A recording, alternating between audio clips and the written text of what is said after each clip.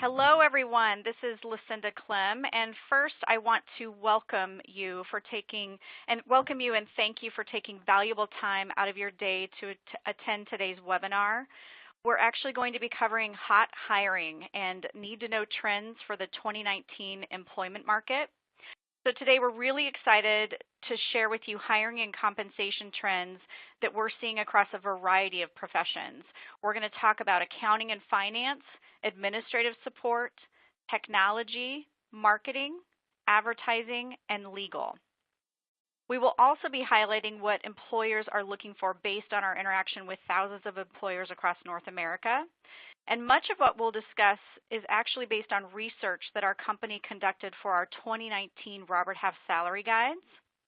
And I'm very excited. I think we're very fortunate today to have two executives from leading companies join us to help answer questions that are on every hiring manager's mind in today's hot employment market.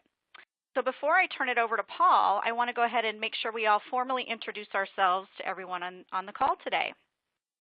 I'm Lucinda Clem. I'm the Executive Director for Robert Half Technology Staffing Services.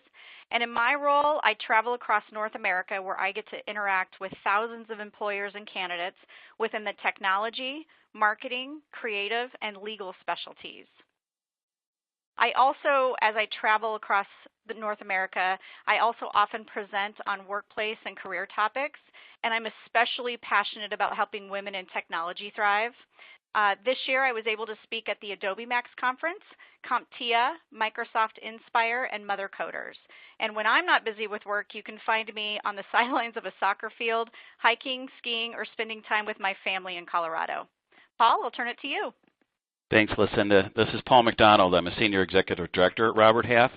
My role is taking care of our alliances, our partnerships for the company, and I also do a lot of media interviews. You may see some of the, besides webinars, some of the white papers and knowledge pieces that we put out, and I have the luxury and the benefit of partnering with many of our alliance partners to put those out.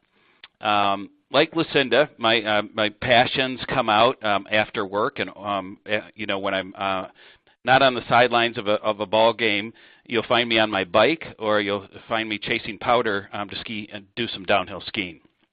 So, Wendy? Hi, I'm Wendy Pfeiffer, and I am the CIO at Nutanix. And I have a really exciting life right now. One of the things that I get to do for Nutanix is to represent Nutanix, being Nutanix's first and best customer. Like Lucinda, I also have a passion around women and diversity. I have the honor to sit on the board of Girls in Tech, and this year I was named one of the 50 most powerful women in tech by the National Diversity Council. When I am not working, I have a couple of kids, an 11-year-old and a 13-year-old, and I married a musician, and so outside of work, my life is filled full-time with music and musicians, musicians are notorious for making great music, but not having a lot of money, so we always have someone sleeping on our couch during the days. So, Chris, what about you? Thanks, Wendy. So my name is Chris Lozapone. I am the Director of Finance Shared Services at Constellation Brands. I'm responsible for payroll, accounts payable, indirect tax, and a procurement operations group. I have a group that report to me in Mexico as well, so I've been spending a lot of my spare time trying to learn Spanish, which at this stage of my life has been quite a challenge and a very humbling endeavor. So I'll hand it over to you, Lucinda. Got it. Thank you so much. And group, we will actually be referring to Wendy and Chris throughout the presentation and asking them questions as we walk through the hiring trends. So now we're going to go ahead and kick it off. Paul, back to you. Yeah, thank you. And just on behalf of Robert Half and myself, welcome to everybody. Before we get started, I'd like to address a few of the housekeeping items that will be helpful throughout the presentation. Please note the small icons across the bottom of your webinar dashboard. They provide access to various tools, including technical support, our bios, today's slides, the salary guides that we've referred to and will be referring to, and an evaluation survey. We will have a Q&A session at the end of our discussion. So please enter your questions in the open field on the left-hand side of your webinar dashboard, and we'll answer as many as possible. We have limited time, but we'll get to as many as we can. We'll group them when all possible. For questions related to technical difficulties, please click on the Help icon. Additionally, this presentation is eligible for 1 unit of CPE credit through the National Association of States Boards of Accountancy. To receive your CPE credit, you must answer 3 of the 4 polling questions that will appear on the slides during the event, and you must be in attendance for 50 minutes or more. At the end of our presentations, about 7 to 10 days later, you'll be getting your certificate via email. Last but not least, we'll be tweeting during today's webinar. Feel free to join the discussion at #SalaryTalk. So, today's discussion. Now that we've gone through these formalities, let's get into the program. We'll give an update on the current job market, discuss recruiting challenges across various professions, as Lucinda referred to, and we'll hear directly from our leader speakers, how they're affected by them. And we'll review ways to recruit and retain top talent. So, our first polling question, and again, remember that you must answer the polling questions in order to be eligible for your CPE. We want to know how your companies are what you're experiencing when you're hiring. So let's start. How challenging is it for your company to find skilled professionals? A, very challenging, B, somewhat challenging, or C, not challenging at all. If you're in that final category, congratulations. You'll be in the minority, I am sure. But remember, you must hit one of those questions. Just fill in the button and then hit submit. And then in just one moment, we'll give us a gauge on what you're all facing in this low unemployment marketplace. So if we might press the results out to the group, please.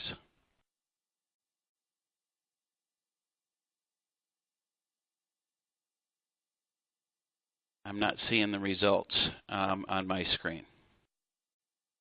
I see them, Paul, and you were 100% accurate. We only had 1.1% say that they are not finding any challenges with hiring. Thank you very much, Lucinda. For whatever reason, I am frozen. Here we go. Now we've got it. Thank you, audience, for your patience, and thank you, Lucinda.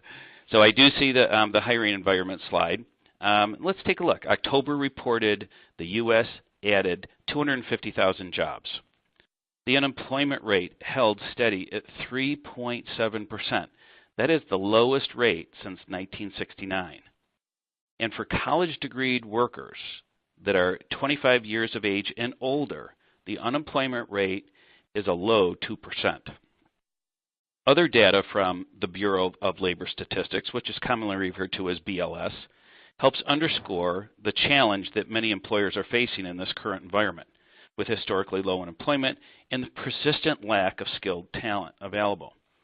According to the latest job openings and labor turnover summary, which is referred to as JOLTS, and the JOLTS report is put out by BLS, there were 7 million job openings in the United States at the end of September. That's quite a few number of choices for the available workers that are out there right now. So, over to Lucinda. Great. Thank you so much, Paul. So what does this mean for you guys as hiring managers? Because we know that there is a severe candidate shortage, and in some of our key markets, candidates have more options than ever.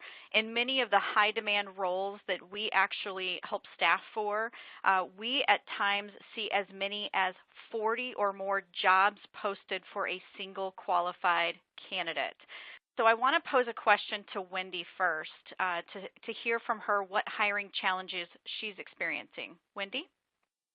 Yeah, thank you, Lucinda. Wow, it is increasingly a challenge to hire these days. Like Paul referenced, it is a very, very tight market.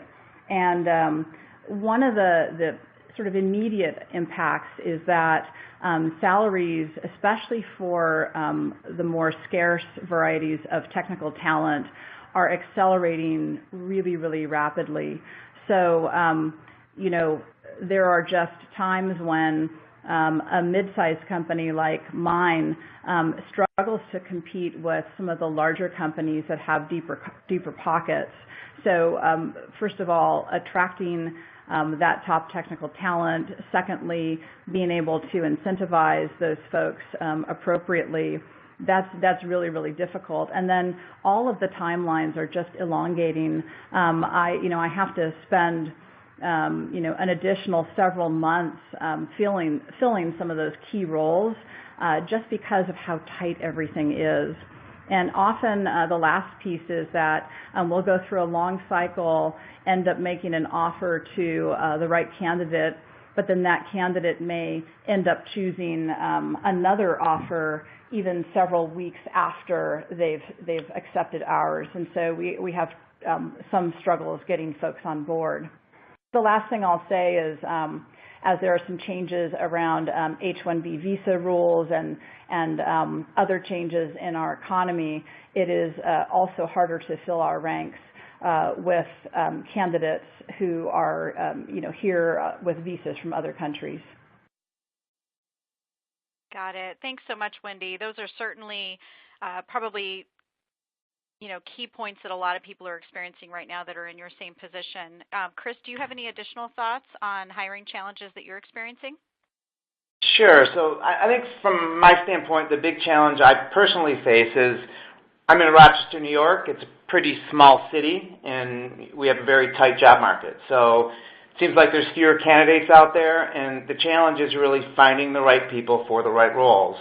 And to Wendy's point, when you do find them, they're often choosing between a couple of job offers. So I think the competition to find and then ultimately hire these candidates is stiff, and it's a seller's market, and it dries up very quickly.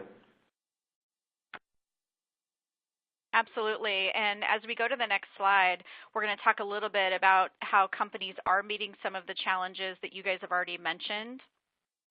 So for all of the professions that we staff for at Robert Half, the highly competitive market for talent is absolutely driving all of compensation higher. And so the advice that we give to clients that are working directly with us is to extend your best competitive offer first, because the less you have to negotiate, the chances increase that you actually land the first choice candidate. And then in addition to competitive compensation, if there are any additional perks that you can extend that help with work-life balance, it seems to be one of the top drivers for candidates is to have an opportunity to have work-life balance as a priority. And often we find with clients that these are actually being communicated up front to help them attract talent. We've also found that firms are staying open to hiring less experienced but high potential professionals with the ability to quickly learn those new skills and then providing them formal on-the-job training to help expand their skill sets. Generally speaking, with most employers, culture fit seems to be a key driver for longevity to actually retain that employee in the long run, and it's definitely going a long way. So having a strong wish list of the skills that you need is a good starting point, but again, having flexibility and stretching those requirements will help you see a broader pool of candidates. And to both Chris and Wendy's point, the actual demand is so much higher than the supply that we have right now, especially in the professional staffing space. And so you'll find that you're likely in that boat where you probably do need to be a little bit more flexible so that you can actually be a little less picky with who you meet, certainly be picky with who you hire, but that'll help you open up to a larger pool of choices, at least on the market. So another question for, I'm going to start with Chris this time. How are you as a finance manager addressing the challenges that you are up against? Is there anything your company is doing right now to overcome some of these challenges? Yeah, so I think the first one is, as the active market is drying up a bit, we're being much more aggressive in the passive market. So the right candidate may be working for another company and isn't actively looking. So we're trying to identify and target those folks using things like LinkedIn, And that's one of the ways that we're getting the best quality of talent. I think another one is we're trying to leverage our internal network. So our employees sometimes can be our best asset when we're looking for good people. And when you think about how many connections your employees have, it really does take recruiting to a whole new level. Those are great points. And Wendy, same question for you. Yeah, we're doing a lot of the things that you've already recommended, Lucinda, but thinking of a couple of things that have really helped me. One thing is I'm a lot more open to diverse sources of talent. So folks who, yes, may have less experience, but also folks who are coming through sources like, for us, NPower or Swords to Plowshares to connect us with perhaps veterans returning from active combat. Often those folks have some wonderful technical skills that are harder to discern when we're looking at resumes in the last few years. Looking at folks from underserved communities, for example, connecting to, there's some wonderful college programs like at Merritt College in Oakland. There's a program to train up folks from underprivileged and underserved groups for cybersecurity careers, and finding some great talent there. So looking at more diverse sources of talent. And then the other thing is really being more open to the mashup economy that we have today. And so, we start out with a job description. Those job descriptions tend to be focused on a single function.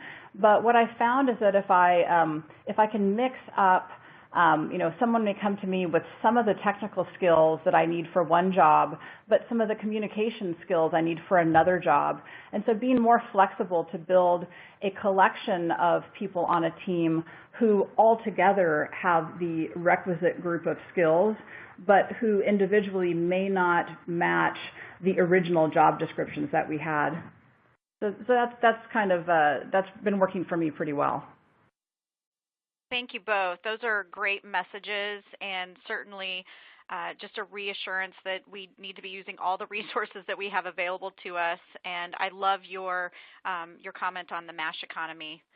And before we review unique trends by profession, Paul's going to visit our next poll question. So back to you, Paul. Yes, thank you. We'll try and see if we can facilitate this one. Before we go to this question that's on your screen right now, I would just applaud what Chris said. The way we summarize this at Robert Half of always be recruiting. You never know when you're going to have the next opening. So some of our most successful searches and placements have been from an always recruiting client who is always looking for talent. And then Wendy, congratulations on the veterans recruitment with Empower. And it just brings to mind that we put out a veterans white paper recently that you as audience members and Wendy yourself, you might be interested in taking a look at all the things we're doing at Robert Half to help that veteran community. Hats off to you. So, without further ado, how are digital transformation efforts affecting hiring at your company? Are you requiring more staff? Do you need to train for new skills? Or there's no change as a result of the digital transformation efforts? And maybe Wendy, as we're waiting for the results to come through, how are the transformation efforts affecting your hiring at your company? Well, that's an interesting question. Nutanix is a maker of technology that is one of the drivers in digital transformation efforts across industry. So in my company in particular, the challenge that I have is consuming these very, very new technologies quickly, efficiently, at scale. What that means for staffing for me is that I need to assume that when I hire technical resources, their functions will grow and expand and change. So I need to find people who understand one of Nutanix's cultural principles, which is to get comfortable being uncomfortable. It feels great to be an expert in something, but those skills in the technology sector are quickly outmoded. I think that notion of the modes changing is at the core of digital transformation for every company. Companies who remain in their same business sector, but the way that they do business, the way they engage with customers is being transformed through technology, and that pushes on all of our skill sets and on our ability to, be comfortable being uncomfortable with new things. Yeah, definitely be uncomfortable with new things. And the results of the poll.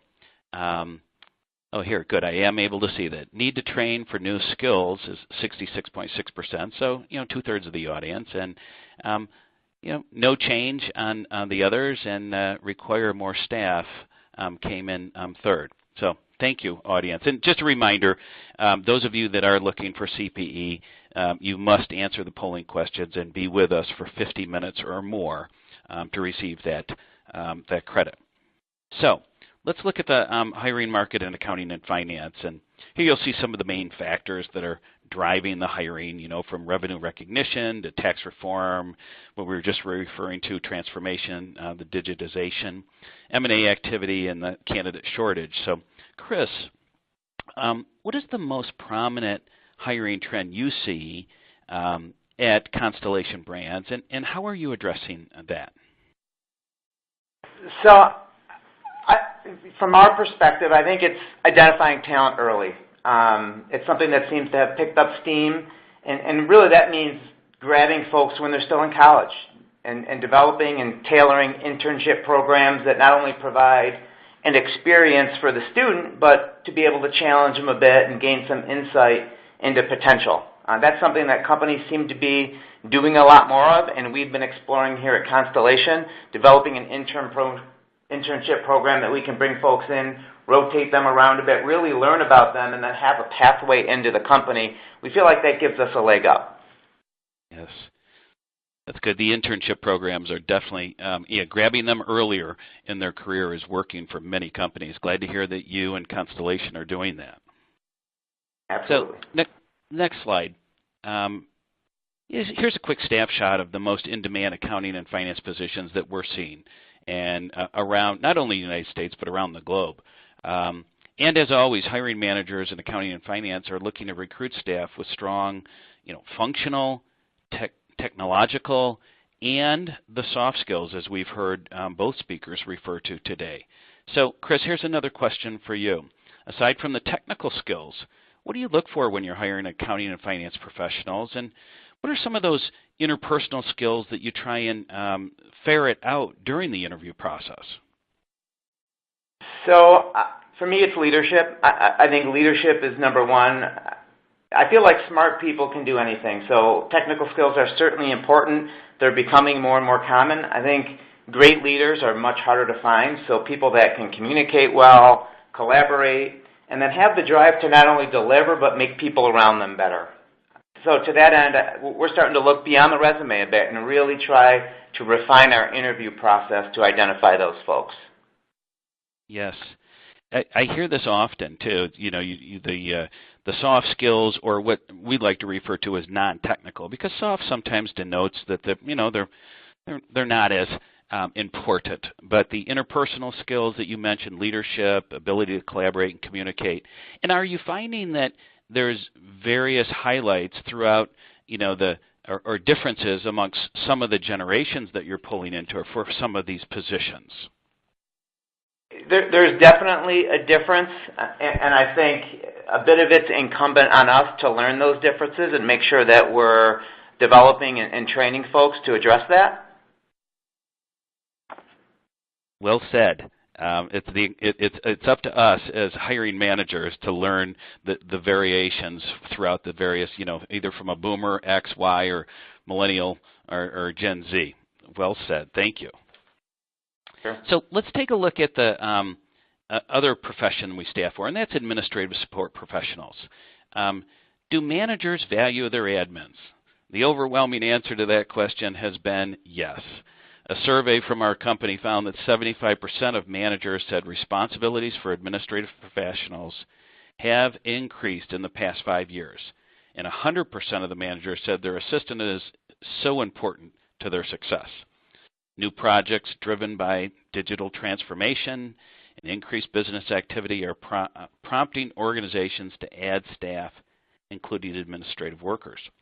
Technology is not only becoming more pervasive in business, it's also changing rapidly. And that's why I think we heard Wendy say that. That's why companies look for tech-savvy professionals in all professions that they hire for, specifically in this case, the administrative staff. And they can help the teams with the latest applications. So, Wendy, if we could start with you, how is your company and how are you embracing new technology and the need for tech-savvy administrative professionals? Paul, I love this question. I have so much passion around this right now. So one of the key trends in technology right now is machine learning, artificial intelligence, the robot overlords who are going to take over the world. And my company is actively working on consuming machine learning tools and technologies. So one of the things that I've learned about machine learning is that really what you have to do in the beginning in order to create excellent machine learning applications is you have to train the machine. And it helps to train the machine on an effective process that's well documented and well conceived. And in my world, the people who understand the process, the operational procedures, how information flows, how the hierarchy in the organization works, are the administrative professionals. And so at Nutanix, they are the specifiers. Our executive assistants and other operational staff are the people who specify the description of how we work that we use to train the machine for machine learning. And so ultimately, when we end up delivering applications like improved help desk applications or applications that increase the timeliness of a purchasing process, we are training those systems on the expertise and the knowledge, both in good best practices for operational working, but also the unique ways that we work inside of our company. And so it's a really harmonious connection. And what we do to train our executive assistants and other folks who are in the mix here is we actually make sure that we are creating interfaces that are delightful. We do some design thinking about how they work. So, in essence, those professionals are training us. We're not so much training them. It's hard to stay on top of all the technology at some point. So yes, training us is very important. And Chris, any comments here on embracing new technology and the types of trainings you're offering some of your employees in this area? Sure. So we certainly want to make sure that our folks have the best tools to do what they need to do and support the company. And a big focus of ours is mobility, right? There's a big increase in remote workers and flexible working arrangements. So we're really trying to get in front of that. And incoming employees are much more tech savvy, so training on those tools is really the key. We've got a fantastic training program here that leverages our HCM technology, which is Workday at its core, and it's a curriculum-based learning tool. It allows employees to tailor training based on their needs and interests, and then they complete it at their own pace and as their schedule allows. And the beauty of it, it's completely portable. So it can be completed via desktop, iPad, or iPhone, and we've had a lot of luck with that. That's great. Hope more companies take your lead on that. So let's look at some hard-to-staff positions. Based on our research, these are the positions that are hard to staff and likely to command larger salaries in 2019, higher than actual 2018. There's a recommendation that I'd like to make here, and that is when it comes to salaries and even the hard-to-staff positions, we're hearing from many of our clients that it minimally, they're looking annually at evaluating salaries. However, the most effective companies that we're hearing from are not annually, but semi-annually and even quarterly to make sure that the hottest jobs to fill, the hardest in demand in their geographic markets, are evaluated on an ongoing basis. So make sure you're paying attention to this area, because as we'll talk about in just a moment, retention is so key after you spend so much time and effort recruiting people, hiring people, onboarding them, training them, that you just don't want to see them walk out because they're getting a better offer elsewhere. So next slide, please, and over to you, Lucinda. Great. Thanks so much, Paul. So similar to the professions that Paul just discussed, there's also a critical shortage in our skilled technology talent that's available for hire. You've already heard even Chris mentioned more contact with the passive candidate pool. Basically, that means those are the people that don't know that they're looking for a job until you pick up the phone and call them, and leveraging, it sounds like Chris's company is leveraging LinkedIn and internal referrals for that. And something I want to make a note of as you guys are reviewing this slide, top candidates absolutely know that they are in high demand. Many times it's because they're getting a lot of calls from both the recruiting field along with from many of you. And we see many of these professionals receiving very generous offers and multiple offers. In fact, in my 18 years here at Robert Half, I have never seen a higher multi-offer and counter-offer environment in the employment market. And we've actually seen many employers become a lot more willing to train those promising candidates who have a strong set of those fundamental skills. And I loved, going back to reference the mention that Wendy talked about in regards to, that MASH economy and making sure that when you're hiring people, they might have the right soft skills, but maybe not all of the technical skills. And can you still establish a proper role for them within your company given the talent shortage? And some of our clients have also been very forthcoming with education benefits to help employees get additional degrees and certifications as well. So quick question for Wendy, how are you as a CIO evaluating the candidates in an interview? And maybe is there one thing that is the most difficult for you to evaluate, whether that be the technical skills or the soft skills? If you can give us a little insight to that. Sure. Well, one of the things we've done to create a more diverse candidate pool is we no longer include candidate names on the resumes that we review. So that way we're just looking at skill sets and descriptions on the form. So it's often a surprise when candidates show up and we sort of, find out, maybe how old they are or where they come from. So it's really, really interesting. But the second thing for me is the hardest thing really is to evaluate for potential, their ability to think outside the box.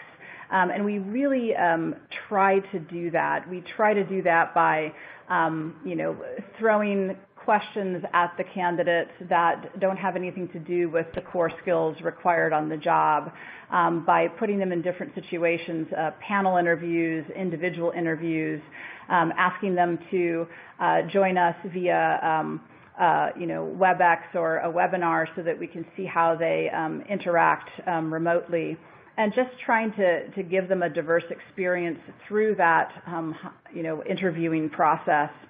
But ultimately, man, the hardest thing for us is to find some predictable way to understand a candidate's potential, since it's almost guaranteed that both our company and the job description will change over time. Excellent points, and such an interesting concept that you don't include candidate names. That actually immediately made me think of the show The Voice, where the judges are only able to evaluate talent based on their talent. So really interesting concept. Thank you, Wendy. So on the next slide, we're just going to real quickly talk specifically about some of the industries that are expected to be particularly strong in 2019. So for those of you that are on the webinar today within these industries, you can see them on the screen. This is based on some of the hottest industries for technology professionals, along with some insight into why these sectors are helping to fuel technology hiring in the U.S. All right, so now we're going to move over to what's driving creative and marketing hiring. So very similar to technology, finding digital savvy creatives to support your company's initiatives is much more challenging these days. And creative and marketing pros, in addition to those technology candidates that we talked about, have more options than ever in terms of where, when, and how they work. And the professionals who are in most demand are going to be those that can improve your marketing capabilities, those that can deliver personalized experiences, and then those that can use rapid prototyping to deliver superior products and services. Additionally, we are seeing a lot of requests around candidates that have expertise in data science, data analysis, along with web and UX design, and then content creation, and then, of course, all of those PPC marketing. So that's the pay-per-click, so SEO and SEM skill sets as well. So another question for Wendy, how has technology actually changed the way the way functions like marketing and creative are actually working together, and are there any specific skills that you are requiring for your company? Sure. Well, so one of the things that's happening that's a fairly well-known trend now is this notion of shadow IT. This notion that SaaS platforms now enable folks who might not have as many core technical skills to reach out and consume technologies for their purposes. And this is really something that we see a lot from the marketing teams. They're able to reach out to various SaaS platform providers and service providers and share their requirements and see those requirements realized in those SaaS platforms. So that's great to begin, but then what? So the then what is the thing that I think we're seeing some emerging skills in digital marketing professionals, and that is that ultimately these individual point solutions for digital marketing, they need to begin to play together. And so we're looking at folks who have in mind this notion of how can we future-proof our digital technology investments. So the technology choice needs to be flexible. But then also we need to understand, and especially digital marketing folks are beginning to understand that they need to count on the need for iterative software development, lots of component reuse across multiple different systems, and then just thinking about every choice that's made in terms of dealing with a point campaign. How can that be woven into some of the larger important operational advantages in the race to market? So everything about digital marketing is about timing. And so finding technologies that are performant, finding technologies that are open, that are integratable, and then also building that architectural expertise into digital marketing professionals. It's that mashup of understanding the architecture and how it scales at the same time that you understand the market and how to go to market. That mashup, again, is really, really valuable to us. Wonderful. Thanks so much, Wendy. And I think what you guys will find on the next slide should resonate with you based on some of Wendy's comments in regards to specific positions that are actually vital to a creative team. And I just want to pause for a moment to remind the group today that you can actually download these slides from the Resources tab at the bottom of your screen. I know we're covering a lot of content, so we don't want you to feel that you have to take a lot of notes and memorize all of this, but you can actually have a copy of the slide deck today. And then as you can see on this slide, we're seeing an increased demand for certain roles, and most of those are in that digital and marketing space. All right, so now we're going to touch on legal hiring. And in the legal field, top candidates still know their worth. They also have very high expectation. It's leading law firms and legal departments to focus on recruiting specific skilled professionals and certainly retain them once they're on board. And amongst the most sought-after legal professionals are attorneys in the hot practice areas. We continue to see litigation, compliance, and commercial law being some of those top hot practice areas. And those that can come with a book of business are definitely high value as well.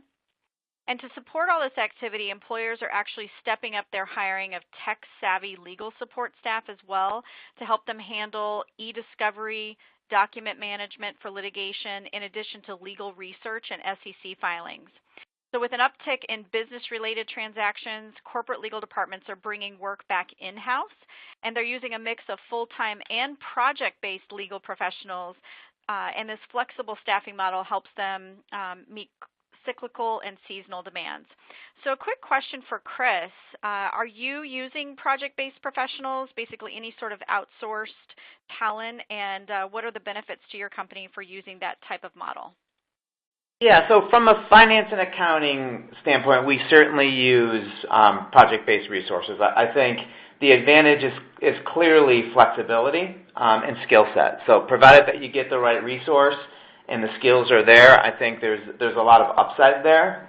Anytime we need a really specialized skill or we need to backfill for somebody on a leave or we have a very time-sensitive project-based work, then that is the right avenue for us.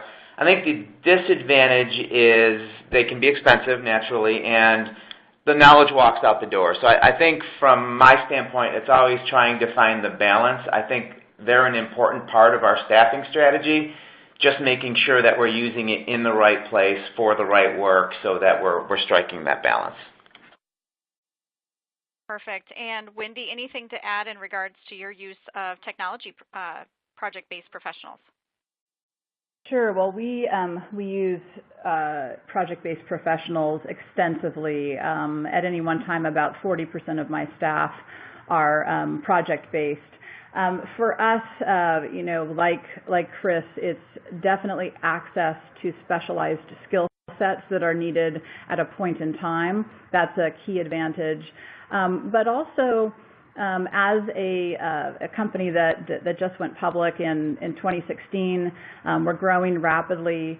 At times we experience volatile business conditions, and so for us, being able to flex that staffing model at times when we need to go faster and we have the money to fund that, but at other times being able to hold and just operate and having that flexibility over time is one of the financial tools in our profitability toolbox.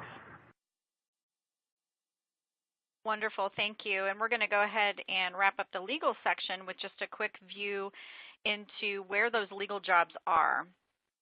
And the first piece I wanted to touch on is litigation continues to be one of the greatest number of where the legal jobs are, and we anticipate even over the next 2 years. And while these top three areas don't change a lot from year to year, the percentages definitely have. So compared to last year's results, litigation has actually jumped up 31 points from 28% to 59%, and we are definitely experiencing this within Robert Half Legal as well. It still continues to be the highest demand request that we receive from a staffing standpoint. And then commercial law and real estate dropped about half compared to last year's number. So if you're looking for more detail, again, we would just want to remind you that you can also download the Robert Half Legal Salary Guide, which can be found on the Resources tab of the toolbar on the bottom of your screen as well. So now we're going to go to our third poll question, and I'm going to turn it back to Paul. Thank you, Lucinda. And the question is, which one of the following retention strategies have you found most effective? Increasing compensation and benefits package, enhancing your work-life balance offerings, presenting counteroffers, giving employees more responsibility, or none of the above? Find that, again, just a reminder, make sure if you're looking for CPE to answer these polling questions and to stay on the line for the complete time that we're doing the webinar. I know that we were hearing from clients that many of these are effective for them, but it'll be interesting to see what the audience of attendees in this webinar have to say about this question. And at this point, let's see what the responses look like. Yeah, we're seeing that increasing the compensation and benefits package as well as enhancing work-life offerings. Presenting counteroffers is not a good strategy for retention. So I'm not surprised at 3%, and then giving employees responsibility, at nearly 14%. But I'm not quite surprised that the top two are increasing compensation and benefits, and then the work-life balance offerings, which are very much important to the candidates that we're serving today. So next slide, please. So retention is extremely important today. We've been talking about hard to find skilled professionals and what companies need to know. And you just can't afford to lose that top performer after you fought so hard to find them. Keeping your best and brightest on board is a top priority of many firms. I've heard it said by many of our clients, and this is just not a one-off comment, that the retention strategies actually begin during the interview process. To get the best and brightest, they have to focus on, it's an audition of both, the company to the candidate and the candidate to the company. So Wendy, if we could first start with you with this question. What strategies are you working with, have worked for you in the retention category? Sure. Let me talk a little bit about the work-life balance idea. And so one of the things that I've observed is that work and life are not equal partners. Life supersedes work for sure. And at any one time, across a group of employees, folks will be going through different things in life. They might have some amazing things happening, a birth of a child, a marriage, or some difficult things happening, a death, an illness, etc. And so understanding that as employers, we are sort of observers of this cycle of life of our employees, helps us to create the right environment for employees to be able to deal with life even when life is out of balance with work. So recognizing that there's a cycle, that sometimes your top performer may be affected by a tragedy, or your lowest performer may rise to new heights because of something that inspires them in their life. That matters. And so for me, I have found that creating connected groups of employees where when someone needs help carrying a heavier load, there's someone there to help them. When someone needs time to celebrate, there's someone to backfill them. Connecting employees and realizing that it's all part of that larger cycle of life, that helps. Now, that sounds really squishy, nebulous, high on the emotional EQ scale. Compensation also helps a lot. And so evaluating compensation often, understanding how, especially if folks have been with the company for a while, what sort of internal equity they have, and keeping budget and funds available to offer those compensating factors. That's honestly the most effective. The last thing I'd say is having a documented and predictable plan for promotions from within, so that employees know that they have an opportunity to move up or move laterally, is also effective. Great comments. And Chris, strategies for retention that have worked for you? Sure, and I guess first of all, I love what Wendy said about succession planning, because I think that's very critical. At Constellation, we put a tremendous amount of emphasis and energy on ensuring that we're keeping the best employees. And to me, that means providing a great benefit program, a flexible work environment that allows people to achieve that work-life balance, and an array of development opportunities that demonstrates we're investing. I think it also means challenging yourself to make sure that you're listening to employees, because what's important to people changes frequently and varies from person to person. So ensuring that we're asking the right questions, we're listening for and actioning answers helps us build credibility and helps minimize turnover. And I think the last piece is we invest in our managers as well through a variety of programs. To keep the best people, you've got to have managers that understand how to coach, mentor, and develop. And the company has recognized this and put tools in place to help make those managers successful. Great comments by both, and I'll just add that, when you say communicating, listening with the employees, I find from many of our clients, and actually from personal experience, that actually budgeting the time on the calendar to make sure I stick to it, that time with the employee, because nothing is more off-putting than having that scheduled time and not making time for that meeting with the employee. So thank you. Next, onboarding best practices. We'll just do a quick review here. We can't go through and do a deep dive on each one of these. You just heard Chris talk about assign a mentor or mentoring, the training we've been chatting about, someone to really on day one set a clear agenda. All these are really valuable best practices that we've accumulated here on the slide. So it goes a long way from the retention standpoint, and it helps from a smooth transition from whatever they were doing before into your environment. I would just say also that the first 4 to 8 weeks are so critical. Remember, these employees that you're hiring are the best and the brightest. They're still getting phone calls from all the resumes and emails and interviews that they had out there before. So it's so critical to have a strong onboarding practice for your company. Some just suggestions here for each one of you. The polling question, the last polling question that we have is polling question number 4. What is the greatest benefit of your company's onboarding program?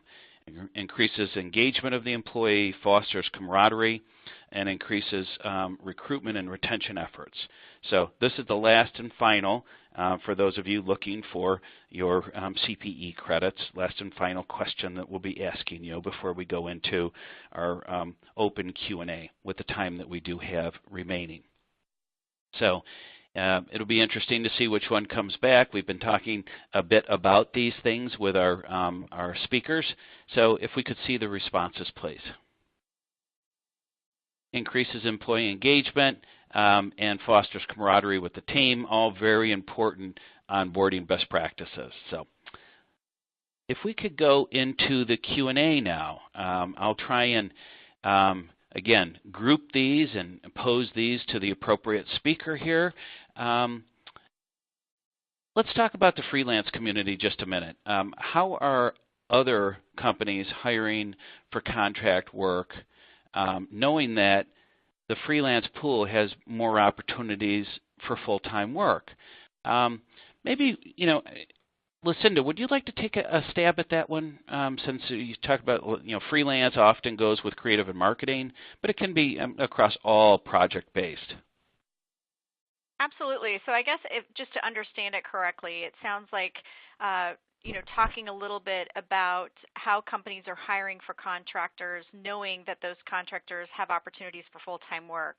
And if this is a hiring manager asking the question, I think that there is just the inherent risk that is involved, knowing how hot the market is. And so we are seeing an increase in companies actually looking to those freelancers to potentially work for their company full-time. And so that's certainly one option. I know Chris had mentioned, knowledge walking out the door. Some of the ways that we've seen companies avoid that is either cross-training someone internally that's already working there full-time, or frankly, offering that freelancer or project professional a full-time opportunity. The other opportunities that we see in regards to the freelance community is, frankly, many of them are, certainly making sure that they have a pretty large book of business and using staffing firms to help actually increase their kind of bandwidth to what they can cover from a company standpoint. So hopefully that helps. Yes. Thank you. The next question, Chris, I'm going to try first with you. Any specifics on how to identify soft skills in the interview process? Like the ability to collaborate. I heard you, I believe it was you, say that, and it seems to be something that's really difficult to assess. So any tips for the question? It's a great point. You've got, an hour to distill a lot of information off of an employee and make an informed decision. We use behavior-based interviews. So the idea there is really putting the person in situations that they can provide examples.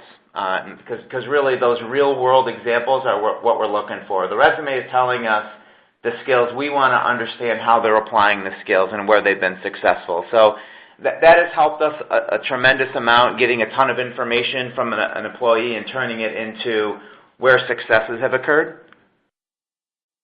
Yes. I often have found, too, that, actually having them talk about those examples in detail on what they've done to collaborate, communicate, either, if it's a new hire off campus or if it's somebody with more experience, give examples. And the more experience, the more extensive the example should be. Wendy, here's one for you. You used the term mashup. And how do hiring managers respond to mashup candidates?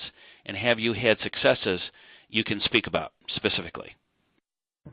Yeah, I definitely have. I would venture to say that most of the millennial and Gen Z candidates who I see nowadays have that mashup characteristic. They're multifaceted. They have more than one interest area. They have more than one area of expertise, and it's something that shows up when they interview. And so, I think when we give hiring managers the freedom to think more broadly about candidate skills, and we let them know that that's a value, that that's even something perhaps that we're measuring them on, then hiring managers are eager to interact with candidates who have that mix of skills. And so sort of like anything else in business, if you want to change the behavior of an organization, you have to incentivize that. We're all doing this as paid employment. So I think offering some incentives to find candidates who are more multifaceted is a big deal. But as soon as hiring managers know that that's a quality that we care about, they're eager to find those candidates. And in fact, most hiring managers think of themselves as those kind of human beings as well. Mm-hmm. Thank you. And the last question I believe we have time for is, how do you get your head around the persistent thought that when you invest in employees in this market, low unemployment market, you're simply becoming a farm team for other employers? I love this question. It's asked quite often. And any thoughts, Chris, on this? Boy, what a great question. I would say it certainly puts a lot of onus on your retention. So no question you're going to lose a percentage of the folks, and I think it's really identifying the folks that you want to make sure you're investing in. So I think Wendy mentioned succession planning. I think that's critical. People need to have an understanding that there is a vision for them and that they have some opportunities with the company. And I think it's, you have to sell the value proposition of your company. I mean, I work for a great company. I think people would be crazy to leave here, and I think you need to drive that attitude with your employees, and that's really what that retention strategy is helping to do. Yes, and if you don't do it, that all your competition's doing it. So it's almost table stakes today to train and invest in your employees with the chance to even retain them. So yeah. I'd say thanks, Chris, and thanks, Wendy, for your comments. I'm going to turn it back to Lucinda at this point. Perfect. Thank you so much, Paul and Chris and Wendy. We also want to thank the audience for participating today in the webinar. We hope that you were able to gain some valuable insight. Truly appreciate having Wendy and Chris on today, who are living the life of trying to hire in this very hot job market. As you'll see on this final slide, this is the URL for our Salary Center, where you can access all of the salary and hiring tools and resources we discussed today. So just on that, thank you all so much.